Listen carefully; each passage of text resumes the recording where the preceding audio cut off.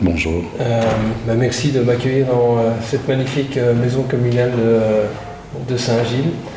On s'est croisés un peu par hasard il y a quelques temps, c'était au Parvis de Saint-Gilles, via l'intermédiaire de Barclay Mengs et la brasserie de l'Union. Et donc du coup, on s'était dit que ce serait intéressant de se rencontrer dans le cadre du podcast 1897, hein, comme tu sais, puisque je sais que je suis un des suiveurs et un des auditeurs du podcast, donc podcast dédié à l'Union Saint-Gilloise. Mais donc je suis très content d'être là. Et peut-être pour commencer l'entretien, je voulais d'abord un petit peu parler de toi et tu nous expliques un peu quel est ton parcours, parce qu'aujourd'hui tu es donc bourgmestre de cette magnifique commune qui est Saint-Gilles. Comment on devient bourgmestre et quel a été un peu gérer ton parcours, si tu pouvais l'expliquer à nos auditeurs. Écoute, c'est relativement simple. T'es gamin, tu regardes les JT avec ta maman, tu apprends à lire dans le pourquoi pas. Et donc tu es passionné de politique, très jeune, c'est un peu bizarre. J'ai un de mes copains qui a décidé à peu près au même âge, en fin de maternelle, de devenir docteur du cerveau. C'est Boris Lubitsch, il est chef de service à Erasme. Et moi je pense qu'au même âge, je disais que je voulais faire de la politique. J'avais un oncle dans le fond de la France qui faisait maire d'un petit village, qui s'occupait de tout, du pensionnaire, de la bibliothèque, du feu d'artifice. Et c'est vrai que tu es épaté par ça. Et au sortir des études de droit de travers et de Sciences Po tout droit, j'ai commencé à travailler pour Charles Piquet. C'est marrant parce que j'avais rencontré beaucoup Freddy Tillmans, que j'adorais, Roger Lallemand qui nous inspirait sur la politique, et puis tu avais la personnalité bruxelloise de Charles Piquet, et j'ai eu la chance de commencer à travailler pour lui dans son cabinet à la culture, et puis de débarquer à Saint-Gilles. Et déjà au cabinet de la culture, quand tu défends les arts de la scène, tu dois parfois attendre que ton ministre de la Culture termine une interview avec la DH sur l'Union et ses résultats du dimanche. Et parfois tu es représentant du secteur du théâtre dans le cabinet. Et puis Charles a fait la bêtise, j'ai ri parce que c'est là qu'il est devenu vraiment mon ministre. C'est qu'il a dit qu'il préférait être le dimanche à l'Union qu'en pingouin à une première au théâtre de Liège. Ça ne nous a pas valu beaucoup de sympathie de la presse culturelle à l'époque, mais c'était très vrai, c'était très sincère en fait.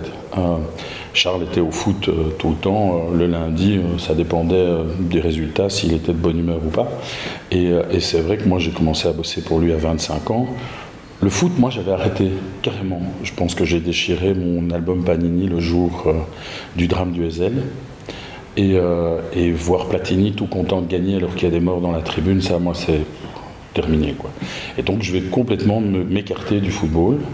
Et c'est vraiment avec Charles qu'un peu, presque par devoir, tu dois accompagner le boss, quoi, qui va à l'Union, tu essayes de comprendre, et tu découvres, contrairement aux ambiances dans d'autres clubs, un petit cop super drôle, super sympathique. La brasserie de l'Union était devenue un peu mon Stam Café, et là t'as Fabrice qui en fonction des résultats a plus ou moins bu et plus ou moins de bonne humeur, et après son service toujours, parce que Fabrice est un père exemplaire et un travailleur hors pair qui fait partie de l'immobilier par destination de la brasserie de l'Union. Et Fabrice était un fanatique de l'Union avec son tatouage Antifa Forever, quoi. Vraiment le pilier de base. Et donc c'est vrai qu'il me charriait quand je venais en tribune. Ah, tu viens faire campagne, tu viens faire politique, mais toujours bon enfant. Et c'est vrai qu'ici, je suis dans le bureau Van Menen, qui a été occupé par le port Henri Spa, qui a été occupé pendant 40 ans par Charles Piquet. C'est ici aussi que pas mal de choses se sont jouées, parce que moi j'arrive fin 97. Charles porte ce club à bout de bras, tout le temps. À la limite, il se fait railler par tous ses copains, supporters de grands clubs sérieux, un peu en mauve de l'autre côté, là.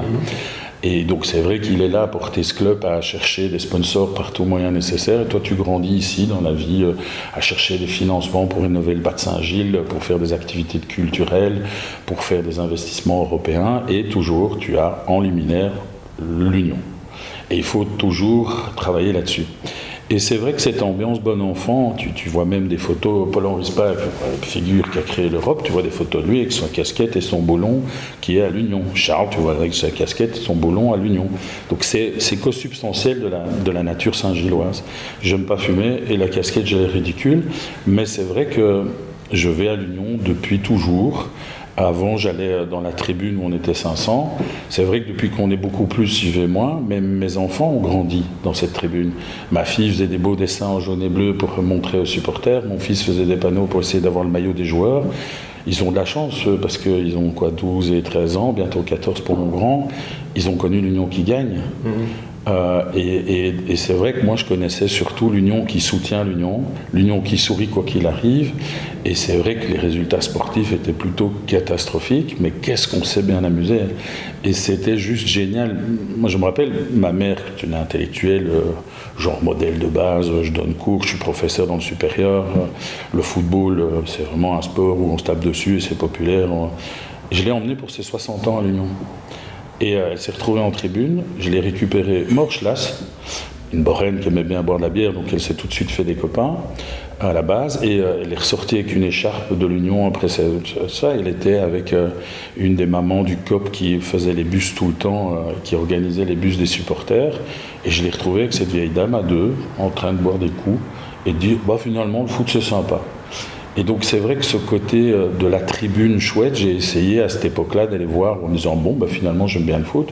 Je suis allé dans d'autres stades, l'ambiance n'était pas du tout la même, on était plutôt dans la pub pour Jupiler, les hommes savent pourquoi, tandis qu'à l'Union, tu as toujours eu un peu de tous les styles, et très à l'image de Saint-Gilles, les Italiens de toujours, les Espagnols de toujours, il y en a un qui est décédé aujourd'hui qui chantait en espagnol avec une voix de ténor qui ferait rougir un de nos chanteurs préférés, des personnalités, mais vraiment c'était une galerie de portraits quoi.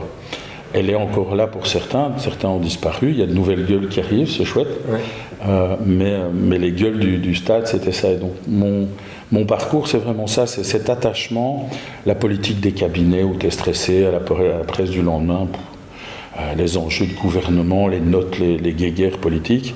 C'est vrai que j'ai eu la chance d'évoluer ici à Saint-Gilles, à l'ombre du vieux chêne Charles Piquet, et on a vraiment vécu le portage de l'Union, chercher des sponsors, obtenir des autorisations, sauver la licence, trouver un nouveau président, recevoir des gens jusqu'à pas d'heure pour essayer de porter ce club. Et donc pendant 40 ans de vie politique, le mec qui était là sauvait ce club. Et moi je t'avoue qu'au-delà des aspects footballistiques, c'est cet attachement à quelque chose qui est inscrit dans le terreau de la population saint-gilloise, et pas que, et quoi qu'il en coûte, mais sans jamais compromettre. Quand je dis qu'il en coûte, c'est sans jamais aucun compromis d'aller chercher des sponsors plein de thunes de l'autre côté du monde, mais en tout cas d'obtenir un soutien légitime.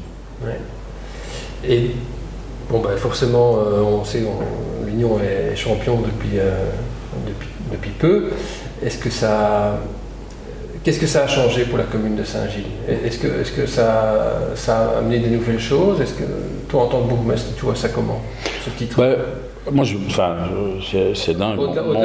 Mon fils qui a vécu le drame humain de voir l'hélicoptère qui change de côté, mon fils qui adore aller au foot avec moi à l'Union, et qui était content quand on était en tribune ouest. Maintenant que papa est devenu bourgmestre, c'est la merde parce qu'on est obligé d'aller en tribune d'honneur.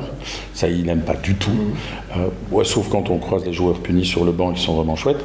Mais c'est vrai que c'est moins cool, quoi. On peut pas chanter, on peut pas crier. Quand il était petit, il en avait un peu marre de ne plus pouvoir chanter avec les autres. Et donc c'est vrai que ça a changé. C'est devenu un vrai club maintenant, sérieux. C'est redevenu un vrai club sérieux avec des tas de gens. Les gens de l'Europe, de la Belgique ou de l'Europe, je rigole, de l'Union qui gagne, c'est pas que dans les tribunes où tu as plein de nouveaux supporters, c'est aussi plein de gens qui commencent à s'intéresser du coup à l'Union, parce que ça redevient un produit commercial, un produit économique, un produit sportif et compétitif. Tant que c'était du folklore, c'était bon, quoi. C'était le truc à quelques supporters et à Charles. Et là maintenant, on est quelque part dessaisi du club. C'est bien ainsi, parce qu'a priori une commune n'a pas apporté un club professionnel, mais c'est vrai que l'Union s'est un peu éloignée de nous. En termes d'image, c'est presque aussi bien dans le monde que le Grand Prix de Francorchamps. En termes de vision dans le monde et de trucs, moi je me rappelle, ma fille a fait un film de Mythoma avec moi, le premier goal super beau de Mythoma dans une lucarne d'enfer. J'ai des millions de vues sur la petite vidéo de Jeanne, quoi. C'est génial. Et donc c'est vrai qu'on est complètement dépassé. L'Union et la commune, on n'a pas nous du tout les moyens de soutenir un club international. C'est pas du tout d'ailleurs le but de l'argent public. Oui, c'est pas le rôle de la commune. Non. Par contre, soutenir le club, il est né ici en 1897 sur la place Van Menen. Avant que l'hôtel de ville ne soit construit. J'ai dû me battre pour installer une plaque. Le club est né ici à l'entrée de l'hôtel de ville pour commémorer au moins cet aspect-là.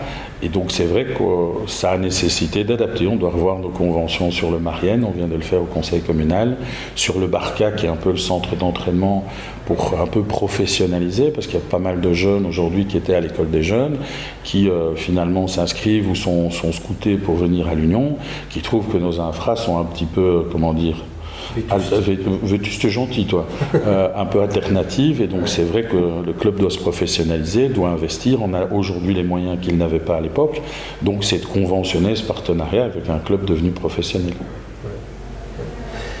Est-ce que tu... redevenu professionnel. Tu te souviens de la première fois où tu as mis un pied dans le stade? Tu avais quel âge? Dans le stade à l'Union, j'avais 27 ans, 26 ans. Ouais, donc au début de ta carrière. Au début de ma carrière, je te dis, c'était obligatoire. Il fallait comprendre pourquoi ton boss était complètement pris par ce truc, pourquoi Fabrice gueulait comme un dingue, pourquoi tous les gens étaient là avec leurs écharpes, avec tous des anciens. Et donc ça, moi, c'était ma curiosité. Et je te l'avoue, par rapport à d'autres supporters qui boivent que des bières et qui ne voient pas le match, moi, je me retournais vers la tribune. C'était une tranche sociologique de Saint-Gilles avec des gens super sympas, à l'image de notre commune. Et donc, même si les résultats sportifs n'étaient pas là, c'était un rendez-vous pour plein de gens. Et j'y allais pas très souvent, parce qu'en plus, je me faisais chambrer. Ah, tiens, là, le politique qui vient faire de campagne. Ben non, en fait, je venais les regarder parce qu'ils étaient vraiment chouettes. Et donc, c'est une capture d'ambiance. Et je pense qu'on est en 3e division.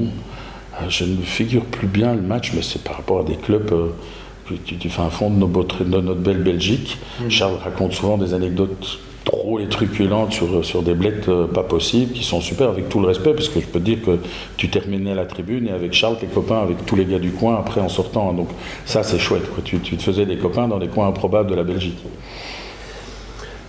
On peut dire qu'en fait, si on regarde, je dirais, la composition de la tribune ou du public à l'Union, hein, c'est quand même très très varié. On a vraiment toutes les couches sociales. C'est d'après toi complètement représentatif de la population saint-gilloise? Tant que l'accessibilité des billets est jouable, oui. C'est assez représentatif. C'est vrai qu'il y a une nouvelle catégorie qui a pris plus d'ampleur. C'est vrai que les jeunes supporters un peu plus smart qui ont débarqué, c'est vrai que c'est une nouvelle catégorie. Je me rappelle d'une anecdote rigolote d'un jeune récipiendaire parisien, vraisemblablement, qui dit à Charles: « Ah, monsieur le maire, c'est bien, vous allez au football ?» Et la tête de Charles: « Ok, tu n'étais pas né, mon fils, mais il ne l'a pas dit, mais tu vois, il le regardait. Ok, bon, ben d'accord, ce jeune est réjoui que je sois là. Mais c'est vraiment ça, donc il y a tout.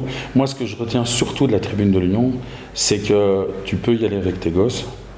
Ta femme n'est pas stressée qui se retrouve écrabouillée. Et à la limite, moi, il y a quelques années, c'est plus difficile aujourd'hui, tu as quelqu'un qui dit « Ah, les enfants sont là-bas !» Tu les cherches, tu sais plus où t'es, et puis tu les retrouves avec d'autres copains, accrochés au bar, en train de faire des loopings. C'est génial. Ça, t'as pas dans les autres stades, honnêtement. Et puis, il y a un nouveau phénomène que j'ai vu, pour que ce soit vraiment représentatif, c'est de voir des jeunes filles, avant de sortir en boîte, quand un match tombe le jeudi, avec des écharpes parfumées avant d'aller au jeu d'hiver. Ça, c'est vrai que ça nous fait chambrer par les supporters des autres stades, parce que ça, ils n'ont pas vraiment des bandes de copines qui trouvent ça vachement branchouille d'aller au stade avant d'aller en boîte. Et c'est pas... voilà, j'ai plus des militantes antifa complètement déconstruites, attachées à la convergence des luttes avec des propos hyper techniques. Il faudrait pas qu'il y ait un propos déplacé machiste, sinon tu t'en prends une et tu te prends pas... Non, en plus tu t'en prends pas une, mais tu te prends une volée de bois vert avec 10 nanas qui te tombent dessus. Donc ça, j'aime bien par rapport à d'autres stades où c'est vraiment une différence. Plus vraiment... oui, c'est l'image, c'est quoi? C'est Parfait, le patron du Vieux Mila. C'est monsieur l'inspecteur de la communauté française c'est Patrick qui est là tout le temps. C'est le gars qui est dans le lobbying, qui distribue des cacahuètes chaque fois qu'on a un match, qui est un mec super, qui tient des grands établissements. C'est vraiment rigolo parce que c'est un panel de tranches de gens avec une sans une qui discutent tous et toutes de manière positive et souriante. Et ça, je trouve ça chouette. Moi, je t'avoue que le côté grand stade, j'ai cru que vraiment j'allais être de nouveau passionné de football. Et puis tu vas voir le match à Bruges, tu vois des gens qui lèvent le poing, qui font Zwartendo, Zwartendo, puis l'arbitre fait une connerie, Joden, pardon, c'est ce qu'il a dit. Et tu comprends qu'il y a un petit message sur les fauteuils, veuillez dénoncer les insultes racistes. Et j'avoue que moi, j'ai été me retrouver avec un stade, avec des gens, avec un mur derrière qui sont complètement fanatiques. J'ai dit, ok, moi je suis vraiment un unioniste, c'est-à-dire un supporter un peu bobo humaniste. Je ne suis pas fait pour ce genre de truc-là. Alors c'est vrai qu'on a des gens un peu plus forts dans notre club, hein, donc on a un qui aimerait bien qu'on soit un vrai club avec un vrai noyau dur qui ne se laisse pas faire. J'espère que c'est pas trop notre truc et qu'on le fera jamais véritablement, quoi. Ouais. À la limite, faire des actions de bravoure humoristiques, faire brûler faire un tifo de travers et faire brûler et craquer une ou deux fusées, ok. Voilà, j'ai pas envie qu'il y ait plus, quoi. Ouais.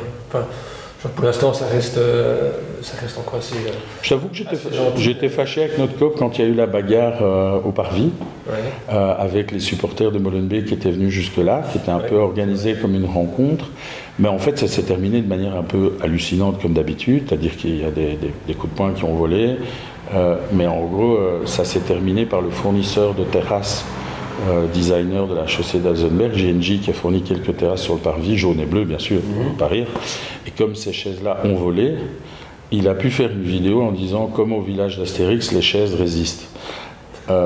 Ok, et donc c'est vrai qu'il y a eu 2 arcades et des punis. Les gars de l'Union ont été plus punis que les supporters de Molenbeek, ce qui fait dire aux supporters de l'Union que la police n'a pas été juste dans l'équilibre. Mais voilà, tant que ça reste encore bon enfant comme ça, je croise les doigts que ça le reste. Ouais. Comment tu as vécu le 25 juin ? Ah écoute, ça a été dingue parce qu'on avait eu une répétition avec la coupe, mais c'était tellement attendu. Il y a une anecdote, c'est que mon fiston était tellement stressé 2 ans avant, ou 1 an avant plutôt, 2 ans avant, quand l'hélicoptère fait demi-tour et que le président du club se retourne avec une larme à l'œil, que mon fils le regarde et qu'il se serre dans les bras, c'est resté un traumatisme. Je peux dire qu'à la victoire, j'espérais célébrer avec lui, il est parti. Il pouvait pas, quoi. C'était une telle émotion pour tous ces quêtes quand on a perdu. Moi je me rappelle, c'est des centaines d'enfants de 10 ans qui sont le long des barrières avec les joueurs qu'on doit presque forcer pour aller faire un bisou aux jeunes, signer des trucs. Ils n'avaient pas envie, mais les quêtes étaient là en train de pleurer. Tu as toute une génération qui, ces 5-6 dernières années, ils avaient 5-6 ans quand ils sont allés au stade, ils en avaient 12 au moment des faits. C'était chargé d'émotions et de pleurs. Et tous ces gamins, comme tous les gamins qui aujourd'hui sont les grands supporters de Voir Enfin, ont vu 40 ans de galère, pour certains beaucoup plus. C'était une libération. Et donc c'est vrai que ça s'est avéré être une libération. Moi, c'était un peu de stress parce qu'on faisait le grand écran ici en concertation avec le club, qu'on avait une limite de 4500 et qu'on a fini par chanter à 15 000 devant le stade et devant l'hôtel de ville, avec la déesse du Boc qui faisait ça avec des types dessus. Donc il est interdit de monter sur cette déesse du Boc, non de dos, mais elle tient sur une seule cheville. Et où on avait ici un VIP, mais où tous les membres du COP ont pu rentrer. Enfin, on a fait quelque chose de chouette. Il y avait les anciens présidents du club, il y avait tous les aficionados de toujours, les anciens joueurs. C'était un moment assez exceptionnel dans le sens où on a de nouveau une première mi-temps stressante. La deuxième mi-temps nous a soulagés progressivement. Et donc ça reste un moment juste waouh, de se dire enfin, quoi. Mais enfin, pas spécialement pour le sport, pour le truc, pour le machin, c'est mérité. Dans un monde devenu très difficile du football professionnel, ça fait quand même quelques années que c'était notre tour, quoi. Et où Bruges, Anderlecht sont hors catégorie par rapport à l'Union. L'Union commence à avoir les moyens, commence à pouvoir vendre des joueurs. Je ne commenterai pas la politique du football professionnel aujourd'hui, mais en tout cas, voilà, il était temps.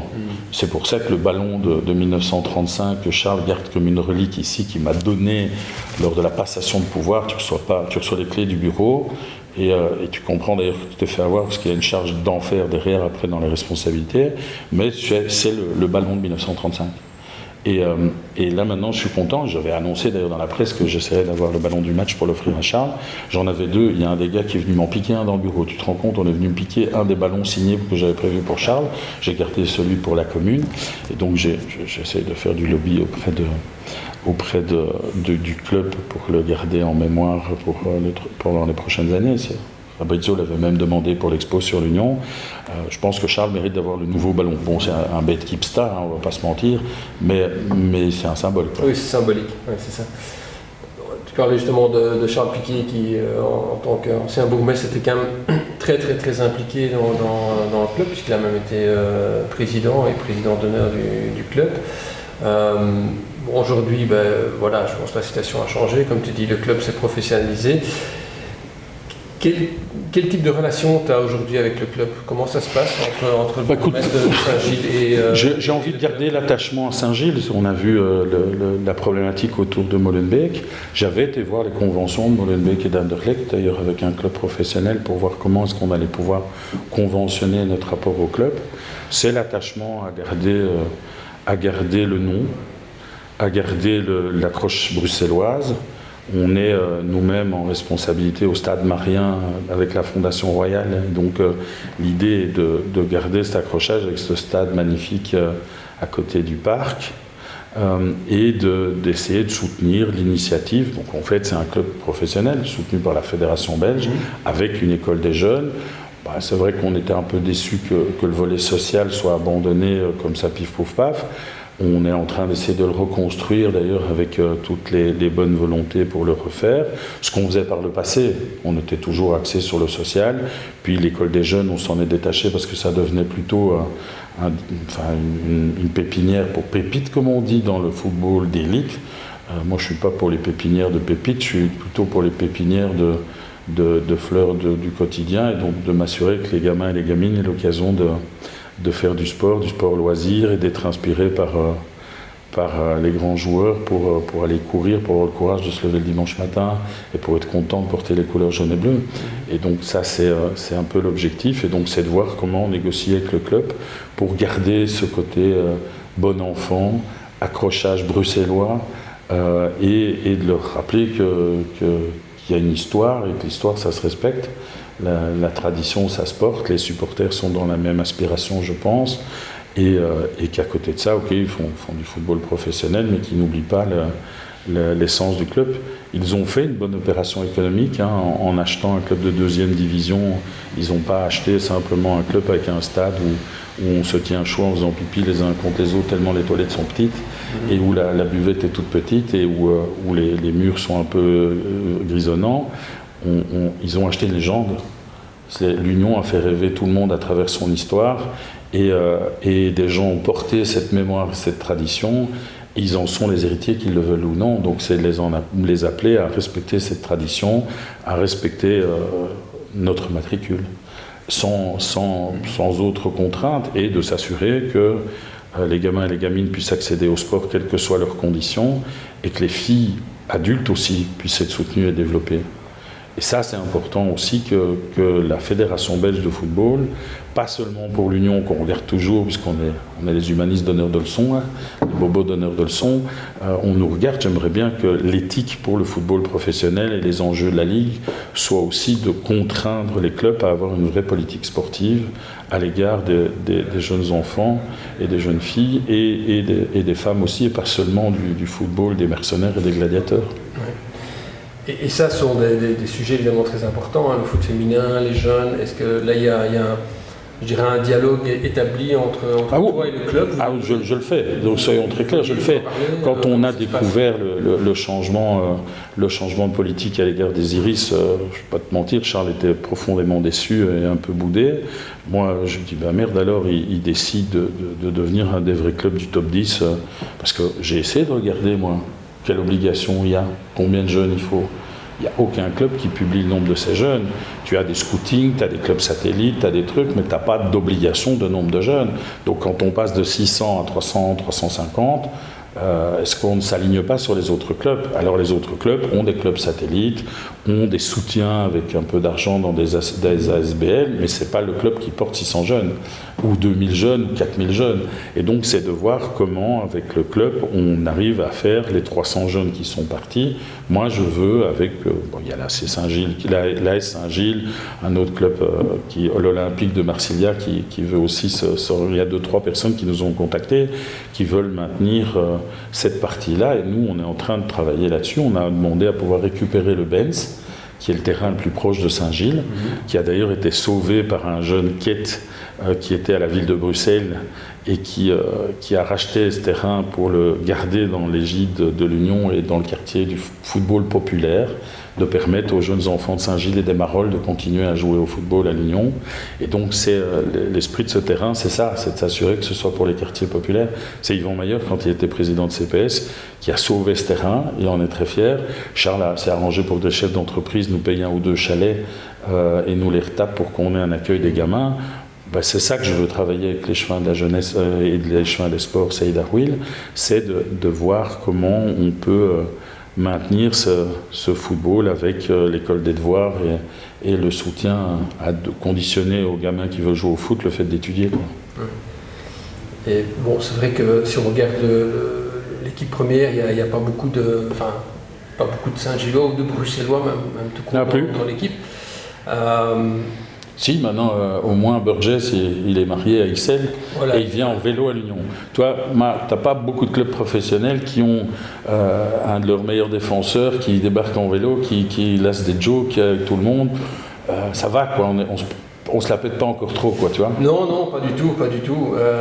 Mais effectivement, tu parlais d'ancrage bruxellois.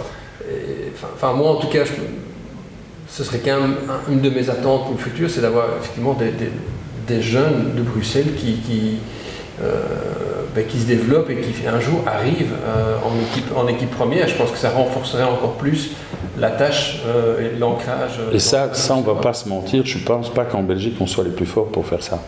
Donc il ne faut pas que ce soit un alibi pour un club professionnel de faire une politique jeunesse où tu coches toutes les cases de l'agrément et tu mets des sous et puis vaille que vaille et tu fais du scouting. Non, c'est vrai que moi j'aimerais bien que comme à Bruges, un petit blond qui est devenu une star mondiale puisse être formé.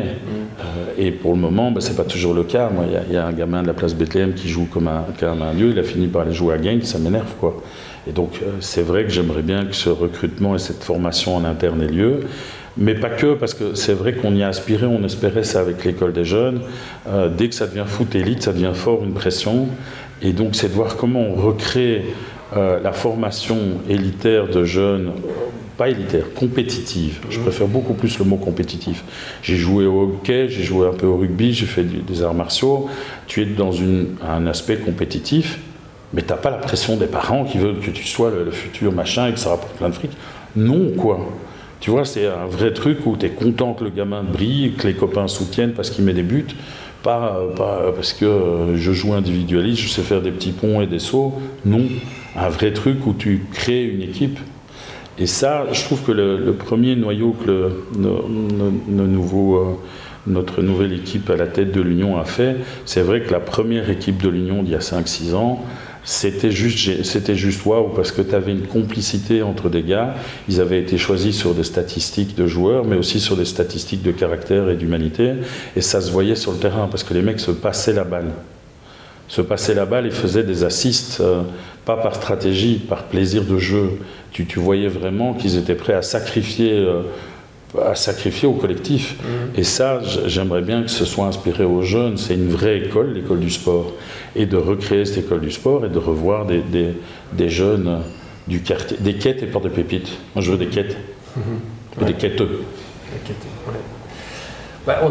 L'Union Saint-Gilles, évidemment, joue à Forêt. Parce qu'ici, c'est Saint-Gilles partout. On sait que c'est Saint-Gilles. Bon, Saint-Gilles, je pense qu'il n'y a pas la capacité de construire un stade. Ah, si tu penses bien, sinon on l'a déjà fait. Hein. Oui, j'imagine. Mais justement, par rapport à ce dossier du stade, bon, on sait que ça traîne. C'est quoi ton regard sur ce dossier? Parce que il y a quand même une grosse frustration, je pense. C'est depuis le début de l'histoire de l'Union.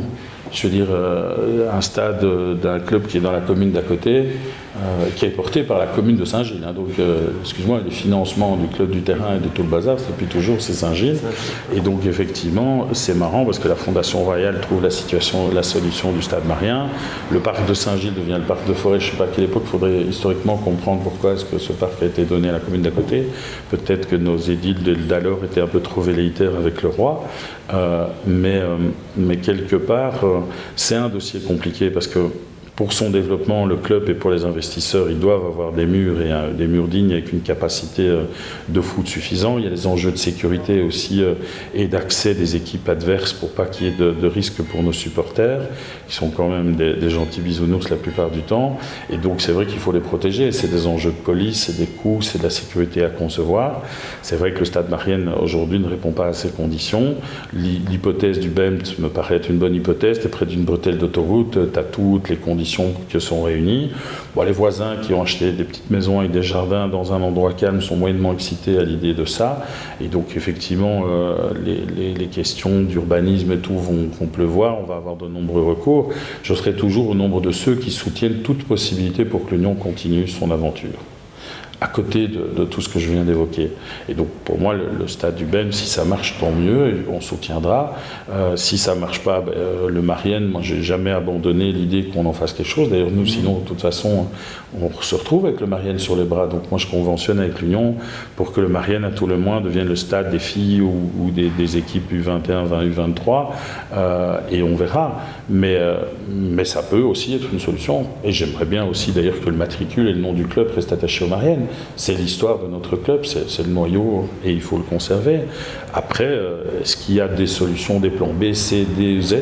Jusqu'à présent, je trouve que les gens qui ont amené les plans B et C, c'est parce qu'ils avaient envie de saboter le plan A. Et à Bruxelles, tu n'as pas besoin d'adversaire, on est suffisamment clète que pour se tirer dans les pattes tout seul.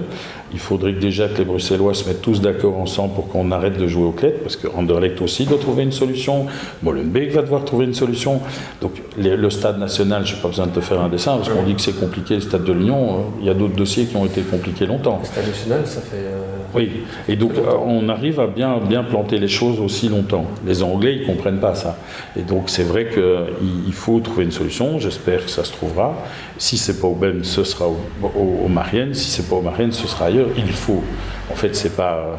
Il n'y a qu'à Faucon, on doit y arriver. Et donc je serai de ceux qui donneront un coup de main si j'en ai les moyens. Est-ce que toi, tu peux jouer justement un rôle dans ce dossier ou comment? Évidemment, tu sais, on n'a pas les sous d'un développement de stade. Si c'est pour concilier les gens et qu'on arrête de jouer à jouer pour le plaisir, ça, je vais essayer de faire parce que j'aime les gens. Qu'en politique, je sais qu'il y a plein de gens qui sont plutôt arrivés en politique parce qu'ils avaient des idéaux, et j'aime bien rappeler aux gens ce pourquoi ils sont arrivés en politique. Et j'avoue, continuer à faire rêver un club comme ça, c'est chouette. Alors oui, mettre des conditions à cet octroi en matière d'accès au sport, en matière de choses, ça me paraît tout à fait légitime. D'envisager la polyvalence pour qu'on ait les stades. Pas scandaleux quand tu vois toutes les villes d'Europe d'avoir des vrais stades à Bruxelles. En fait, on n'en a pas vraiment un qui est au top, quoi. Oui. Celui d'Anderlecht devrait grandir en hauteur, donc il faut peut-être trouver un autre site parce que c'est pas l'endroit. Molenbeek, il est pas mal, mais un jour, si jamais le club reprend force et vigueur, ça va y avoir ses limites. Le stade national, on en passe au-delà du champ de patates, c'est pas pratique. Donc voilà, je pense que Bruxelles, d'un point de vue régional, va à un moment devoir s'occuper d'un stade. Ceci dit, Bruxelles a peut-être d'autres enjeux. Je suis président d'un hôpital qui cherche du financement pour continuer à garantir l'accessibilité aux soins pour les plus démunis. C'est peut-être avant pour ça que moi je me battrais, je t'avoue. Mais faciliter que des gens qui veulent investir à Bruxelles et faire rêver les gens puissent le faire aussi. Ma priorité va être de m'occuper du financement des hôpitaux, parce que ça, c'est le job d'une commune. Et le sport aussi, c'est important, parce qu'en matière de prévention de santé, faire du sport, c'est la meilleure des choses. Donc en fait, c'est aussi un investissement de prévention de santé et de plaisir aussi. Et la jeunesse. Oui. Parce qu'il y a un côté social, évidemment. Oui. Les jeunes qui sont investis dans le sport... Mais tu as toujours un antagonisme, et c'est marrant parce que j'ai commencé ma carrière en m'occupant du théâtre pour Charles. C'est comique parce que tu as le même antagonisme entre le théâtre professionnel et le théâtre amateur. Ouais, le théâtre amateur, titi-tata, c'est là que se forment les gens, prennent goût au théâtre à l'école, vont être le public qui va aller au théâtre. Et donc, si tu veux que les stades soient pleins, il faut quand même que tu aies des gens qui aiment le foot et qui le découvrent très jeunes. Et donc, je pense que le football professionnel doit tenir compte de cet élément. Si tu veux des supporters qui viennent financer ton club, acheter le branding, venir voir les matchs et les trucs, il faut quand même que tu t'en occupes un petit peu. Et chez nous, il y a des filles aussi. Et donc, il faut aussi s'occuper des filles. Là, tu vois, c'est marrant, c'est le maillot derrière toi, tu as le maillot des championnes 2022-2023. Le club n'investissait pas beaucoup dans les filles. Et prends un peu le t-shirt, tu vas voir. J'ai arnaqué Bart, parce que tu as toute l'équipe, j'ai arnaqué Bart pour qu'il soit le sponsor. Mais il n'est pas dessus. Donc Bart, c'est l'Union, il m'a dit genre, tu te fous de ma gueule, quoi. Tu me demandes un sponsoring et mon nom n'est même pas dessus. Je dis oui, mais ça, voilà, c'est comme ça. Mais toi, tu peux être fier que cette première équipe soit championne. Et donc, c'est aussi ça qu'on veut. C'est de garder la jouance bruxelloise et le football bruxellois et le derby, pour moi, c'est important. Parce que dans la culture et dans le folklore, j'ai ceci que j'adore sortir, c'est pour les aficionados, c'est une horreur, parce qu'il y a deux clubs complètement antagonistes. Mais Bosseman et Coppenol, tout le monde l'a oublié. Moi, il y a un comédien qui est aujourd'hui retiré du théâtre, qui a commencé sur la scène du National à faire Bosseman et Coppenol, je veux dire, dans une tradition de folklore bruxellois où tu es comme à Vérone, entre les Capulets et les autres, là, tu vois, tu es dans la même logique où tu as un fils indigne qui rencontre une fille indigne parce que les parents sont supporters des deux clubs différents, et où tu vois toute l'opposition entre le Little Manchester qui est Molenbeek et la bourgeoisie naissante qui est sur Saint-Gilles, avec certes un quartier très populaire dans le bas, mais tu vois des contraintes entre les deux Bruxelles. Et pour moi, c'est ça le folklore aussi, c'est d'avoir des derbys bruxellois, revenir, parce qu'il y a des vieux contentieux entre supporters où il y a l'un qui a brûlé, l'autre qui a provoqué, machin, je m'en fous, mais en fait, j'aimerais bien qu'ils soient fiers de recommencer des défilés avec le cercueil du club adverse parce qu'ils l'ont enterré en finale. Revenir à la jouance. Revenir à la vraie jouance. Et c'est marrant parce qu'une de mes anecdotes préférées à l'Union, je peux l'avouer aujourd'hui, il y a prescription, pendant le Covid, les matchs étaient interdits, il y avait des bâches tout autour, et il y a mon quête qui a 5-6 ans et qui est les bâches, moi je suis sur un tronc abattu en train de regarder par au-dessus, et il y a quelqu'un comme toi qui fait un reportage sur l'Union et la Jouance, et il y a mon fils qui dit ouais, ici c'est la Jouance bruxelloise, il a 5 ans quoi. et c'est ça qui est chouette, il est derrière un quête comme dans Quick et Fluke qui triche en regardant dans les panneaux pour aller voir ce qui se passe. On aurait pu se faire arrêter, on était en interdiction Covid, mal quoi, mais puis tu avais plein d'autres qui étaient cachés dans la nuit pour regarder le match en live quoi. On était tous en manque. Or, on était dans un parc, on ne risquait pas de gros problèmes mais regardez à travers les bâches. Quoi. Très belle anecdote. Écoute, je te remercie beaucoup, Jean. C'était vraiment un plaisir de discuter avec toi et de m'accueillir ici. Je ne sais pas si avant de clôturer l'entretien, si tu avais encore un message à passer, une chose à dire à nos auditeurs. T'as vu, c'est marrant, j'ai pas souvent eu des moments comme ça. C'est vrai que ça faisait quand même 25 ans de vie politique. Chanter Vamos à la Playa devant 15 000 personnes ici, avec un plan d'alerte déclenché parce qu'on est 3 fois au-dessus de la capacité, mais que tout le monde soit reparti sans qu'il y ait le moindre incident. T'avais les gars de la Croix-Rouge, j'aimerais que ça reste comme ça.